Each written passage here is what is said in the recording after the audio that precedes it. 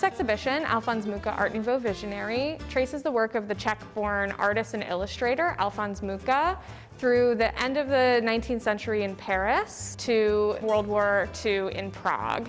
Visitors can expect to see a lot of Mucha's iconic advertisements, posters, prints, photographs by the artist, everything from branding, packaging that he designed, objects, sculptures. The show has a little bit of everything. For people unfamiliar with who Mucha is, I think a lot of his art, like what you see behind me, is really recognizable. Now we associate Mucha with what's called Art Nouveau, which was a decorative arts and design movement that arose in Paris and parts of Western Europe around the end of the 19th century.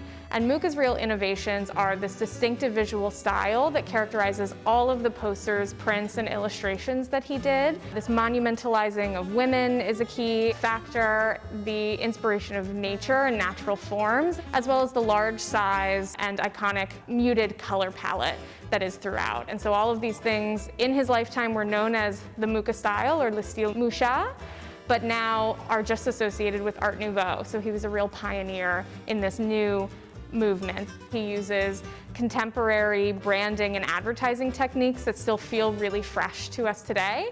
And also his iconic style has been revived over more than a century since he was working. So for example, the psychedelic poster movement in the 60s draws directly from Mucha and Art Nouveau style. So it's something that has been continuously refreshed in our cultural language. And that's why his work still has so much appeal and appears so contemporary even 100 years later. Another update visitors will see to Mucha's iconic language of beauty is something called the Modern Beauty Campaign. These are 3 local contemporary artists that we have commissioned to reinterpret one of Mucha's most iconic works to answer the question of what beauty means today. Mucha and Rodin met in 1896 or 7 in Paris. And we think of Rodin's sculptures as almost dark, very romantic. And this is not something we normally associate with Mucha, but he was clearly incredibly inspired by Rodin and their decades-long friendship, even creating one sculpture in Rodin's style. And this is on view in the exhibition. It's an incredibly rare example of Mucha himself making sculpture instead of just designing it. And we were really pleased to be able to draw out and highlight this story even more by including 4 works from our Rodin collection in the exhibition.